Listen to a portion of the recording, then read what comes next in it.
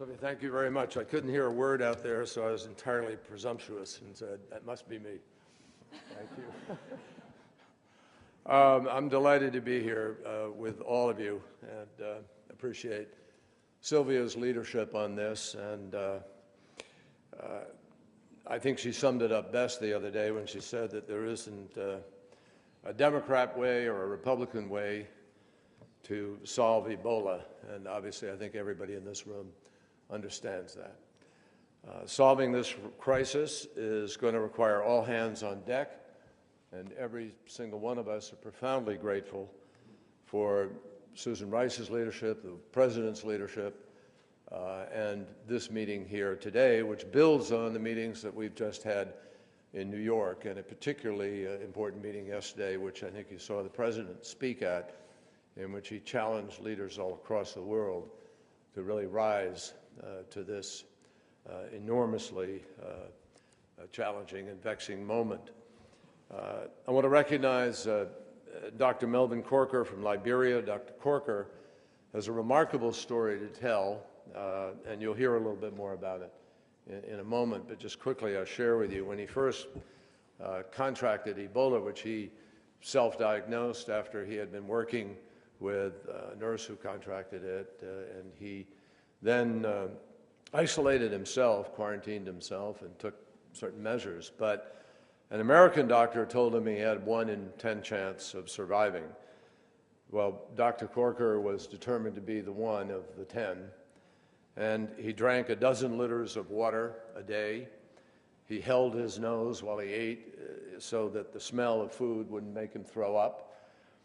He asked for his Bible, and he read Psalm 91 and found comfort and inspiration in the words that surely the Lord shall deliver us from the snare of the fowler and from the noisome pestilence. It was no exaggeration to suggest that tragically we are facing West Africa's pestilence now, and potentially even broader if we don't take the right steps. The scenes are heart-wrenching. Men and women dying in the streets, children orphaned, left to assume adult responsibilities at a tender age, pregnant mothers being turned away from hospitals and clinics that are on the verge of collapse. And then there are the volunteers, the nurses, the doctors, all of them putting themselves at risk to fight a disease that currently, because as everybody understands here, there's a difference between what is happening to people without adequate capacity to care and to diagnose versus what is happening today, but which currently kills about half of the people that it infects. So for the moment, this is SARS on steroids. And we ignore the gravity of this peril in our own crisis, in our own peril. Why? Because everybody here understands that if we don't take concerted action without a very significant intervention, which the President underscored yesterday at the UN, without countries doing more than the normal and doing it fast, this can spiral out of control. That's not an idle warning. And we know that it presents us with not just a global health crisis, but it also presents us with a security crisis. Already this epidemic has shaken Liberia, Sierra Leone, and Guinea to their very foundations, with genuine, significant strategic and economic implications. If left unaddressed, Ebola has the potential to cause instability, the likes of which we haven't seen since Liberia's civil war. And that is why we have to act and why we have to act now. So not only do we need to help countries in West Africa beat back the epidemic, which we can do if we respond properly, but we also need to look ahead and think about what this means, what this underscores, and think about the long-term imperatives. This epidemic's severity is just one symptom of uneven global development, inequity in health delivery systems, extreme poverty, and crumbling public health systems. So in the short term, yes, we need emergency containment.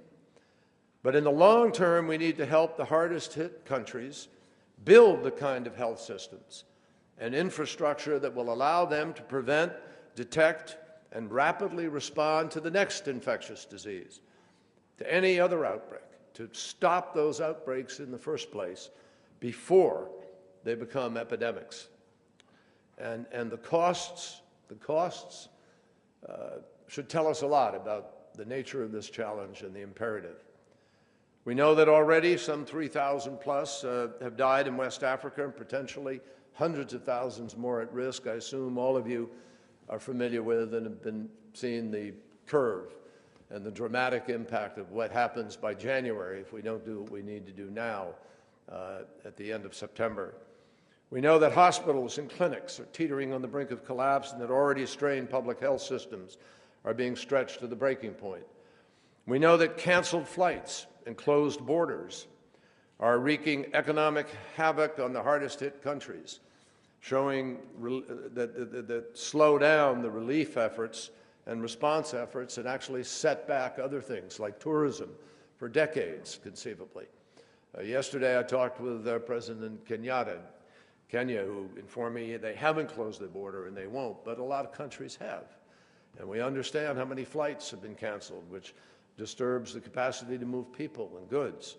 We know that farmer stocks are plummeting and food prices are skyrocketing, and this in and of itself creates tension, instability, and a perfect playing field for predators. We know that the hardest hit countries that for years were on a path to economic recovery and prosperity, are now facing up to 809 million in lost growth, and that is today's measurement, without this cascade of interconnected events taking place. For a continent that's been starting to turn the corner in an incredibly exciting way and realize long-promised potential, Ebola could set back the development capacity of whole nations for decades. We just had 40 African leaders in Washington during the course of the summer, all of them and all of us extolling the possibilities of economic development and growth. 7 of the 10 fastest growing economies of the world are in Africa today. But what happens if we don't deal with this? Only 2 months ago, we were heralding the extraordinary opportunity, and Ebola threatens to set that future back by years. And we know there are other challenges of security. We know that 8 members of an Ebola awareness team were kidnapped and killed in Guinea. We know that a burial team was attacked in Sierra Leone. And perhaps most troubling, we know that while Ebola itself takes lives, it's also fear and indifference that are this epidemic's best allies. During the SARS and H1N1 flu epidemics, it was fear of contagion that actually accounted for as much as 90% of the total economic impact. In 4 months alone, SARS inflicted $30 billion in costs, and Ebola has the potential to inflict even more. So our mission here today and in the days ahead is clear. First, we need to control the outbreak. President Obama has acted swiftly, boldly, and appropriately to do exactly that. We've already deployed some 4,000 troops to West Africa, and we're dispatching our public health workers. We're establishing a military command center in Liberia.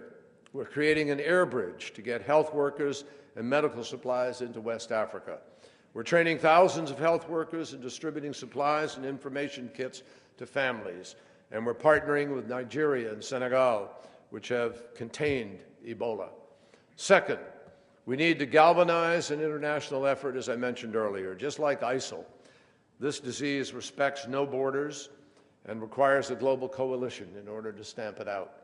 And that's why President Obama and I took part yesterday in the high-level meeting on Ebola, the UN, and secured additional support. International organizations need to kick into the highest gear ever and match capabilities with needs on the ground. And we've also begun to work intensely with our partners to provide life-saving support. Canada is sending protective equipment and mobile laboratories. China is sending medical workers. Turkey is providing medical supplies. Britain is sending troops and humanitarian experts. France is sending health experts and medical supplies. And yesterday, the Foreign Minister of Japan responded to my request for creative thinking about how to protect people, and they have offered 500,000 light protective suits that had been prepared for SARS. These initiatives underscore the response is beginning to take hold, but it also underscores that there's a role for almost every single country to play. Finally, we need to make building long-term healthcare capacity in West Africa and, frankly, around the world a strategic security priority. We have to contain this crisis and coordinate the global response. But make no mistake, unless we help countries build their public health systems that can manage future outbreaks, we're never going to break out of this tragic cycle of years past, cycles where outbreaks lead to more fear leads to more suffering, more loss of life, with the instability that comes from this cycle. And it is an attack, ultimately, on the human infrastructure of these countries, and it steals progress from everybody. That's why the global health security agenda and the action plans that we've adopted today are so important. And that's why we remain committed to the global partnership against the spread of weapons and materials of mass destruction, which provides support for biosecurity and increasingly for public health. We all know that health affects the livelihoods of individuals and economic growth and ultimately the development potential of nations. And the health of others affects the health of all of us. Whether it's SARS or avian flu or even a biological agent, the lives of Americans depend on the ability of other countries to detect, contain, and treat outbreaks within their borders. Every American has an interest in what we are doing here. It is not something over there. It is something that connects everybody all of the time. A disease like extensively drug-resistant tuberculosis can travel as fast as the fastest jetliner. And in an interconnected world, we invest in global health not simply as a matter of charity or as a matter of moral responsibility, but we do it as a matter of national security. So all of us need to take this challenge and take this moment and make it one of transformation. Not just dealing with the current outbreak, but building the capacity to better address future crises. And frankly, there is enough inspiration in the acts of so many for all of us to get this job done. Kelly Seitz is a nurse from Michigan. When she heard about the outbreak in Liberia, she packed her bags. She left the comforts of home. She spent weeks working in an isolation unit in Monrovia. She tended to the sick. She prepared the dead for burial. She educated people in the local communities about safe practices. And Kelly calls Ebola a lonely, isolating disease, but this did not stop her from going to Liberia. And when asked why she took the risk, Kelly said simply, "This is my one little way of doing something." My friends, that's courage. That's also an exercise of global citizenship. And all of us need to take confidence from people like Kelly, from those of us who have the expertise to understand you can be cured, you can prevent yourself from getting this, you can make the difference. And all of us here have come here in order to make sure that we do that. It's my pleasure now to introduce His Excellency Jeremiah Solonte, Liberia's ambassador to the United States.